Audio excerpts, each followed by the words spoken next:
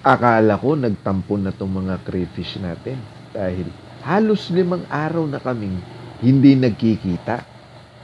Pati yung pagkain nila naapektuhan din. 2 araw na hindi sila nabigyan ng feeds yung kinakain nila. Puro dahon lang. Buti na lang at kahit nagkaganon, buhay pa rin sila. Medyo nahihiyang na tayo sa pag-aalaga nitong mga crayfish na ito. Pati yung mga lumot dyan, 2 linggo na rin sa mga hiding tube nila. Kaya napilitan na tayong linisin. Kaya samahan ninyo ko muli dito sa panibago nating episode tungkol sa pag-aalaga ng mga crayfish.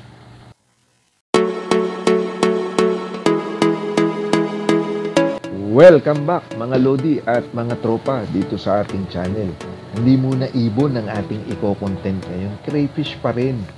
Dito matututo kayo sa pag-aalaga ng mga crayfish o hipon. Pero konting throwback muna tayo dito sa fish pond natin. Noong wala pa tayong crayfish, merong napakalaking puno dyan, napakataas niya. Nagsisilbi siyang lilim dito sa ating bahay. Pero bago mag-summer ay pinaputol na yan.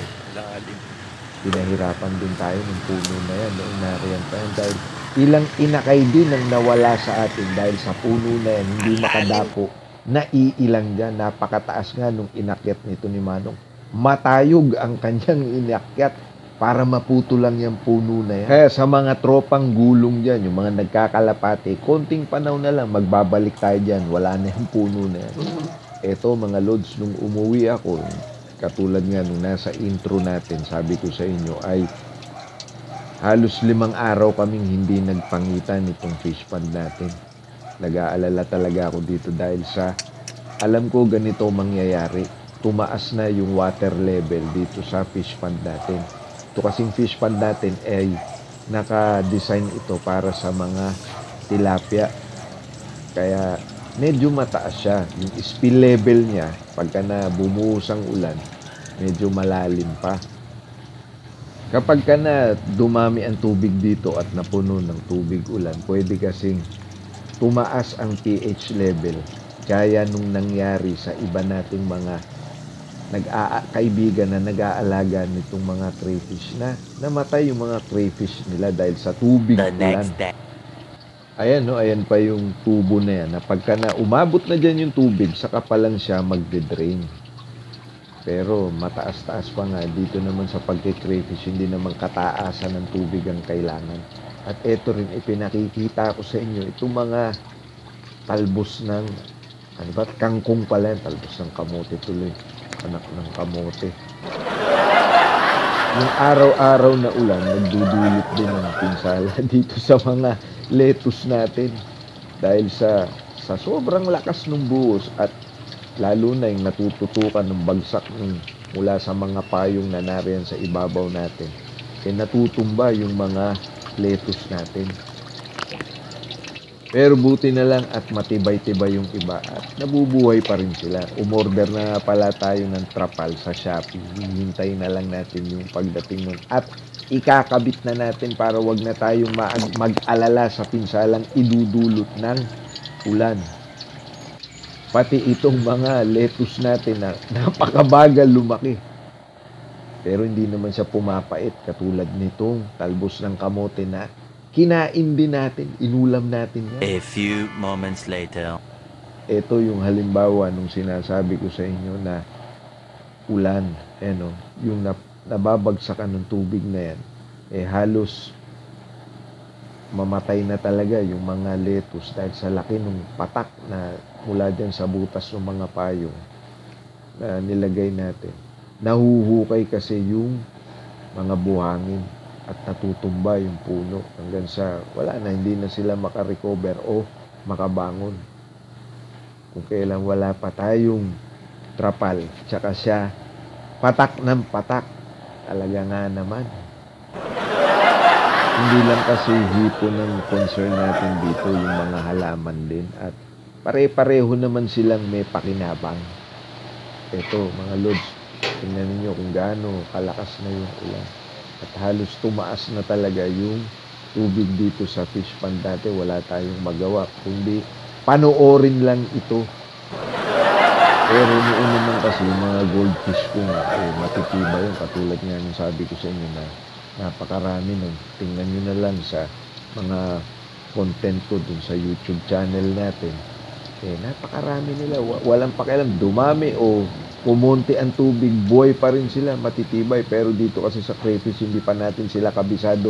Kaya hindi natin alam kung ano pa ang mangyayari sa kanila kapag ka na dumami yung tubig ulan. Pero gaya nga nung binanggit ko kanina dun sa mga kasama natin na nag-aalaga nito, napakarami nung naawit sa kanila o yung nangamatay, lalo na yung mga craylings pa lang, yung maliliit. Pero tayo naman, kung sakaling papalarin tayo na magka-craylings, di natin dyan ilalagay. 2,000 years later. Sa wakas, dumating na rin tong in-order natin, pero medyo disappointed tayo dito dahil napakanipis niya. Mas mura pa yung binili ko noon para sa mga kalapati ko. Napakakapal nun. Tumagal yun ng 2 taon. Hindi tulad nito, napakanipis. Pero ang binayaran lang talaga dito yung pagkakapress nito sa mga kanto niya. May lubid pa na naka-edge doon. Kaya ikinabit na natin agad, tinesting natin. Ang goal kasi natin dito, hindi na pumatak yung ulan directly dito sa fish pond, yung manggagaling na lang sa mga gilid nito kapag ka na malakas ang hangin, yun ang magiging problema natin. Papasok pa rin sa fish pond natin, pero hindi na katulad nung walang trapal. Transparent pala itong kinuha natin na lona para maging salag sa ulan. 4x8 feet pala ang sukat nitong fish pond natin. Itong trapal natin, wala din sa sukat. Parang 9 feet ang nakalagay doon Hindi yun ang dumating sa atin. Ang pagkakabili pa natin ito, as delivered ay 342. Ang bihira talaga. Hindi talaga minsan mapagkakatiwalaan yung mga deliver sa Shopee. Pero pwede na yung pinagtsagaan na natin. Ito na nga pala yung nasa intro ng video natin. Nung inangat ko yung mga crayfish natin. 4 pa rin sila. At ang napansin ko dito, ang lalaki na nila, ang lalaki na ng mga sipit nila. Konting panahon na lang, sana humaba pa ang buhay nila at magkaitlog sila at nang magkaroon naman tayo ng mga craylings. Umabot pa ng December para sa December, sa New Year, sa pagsalubong sa New Year, hindi tayo mamumroblema sa pang-ulam na hipon. Hindi na rin muna tayo magdadagdag pa ng mga crayfish. Sapat na siguro ito dahil kung manganak naman ito, experimental breeding lang naman ito. Kung sakaling mangitlog sila at magkaroon tayo ng mga craylings, mabilis namang dadami.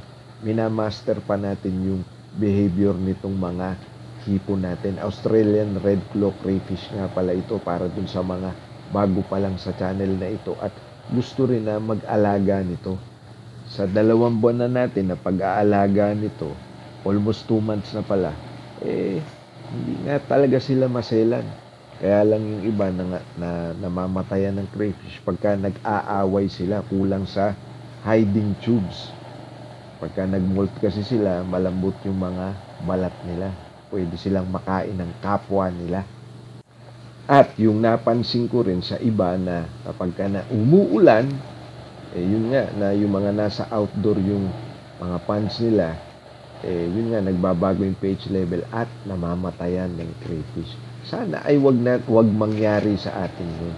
Dahil sayang yung maaawit sa atin. 4 na lang sila. Salamat nga pala sa panonood ninyo. At hanggang sa muli. Bye.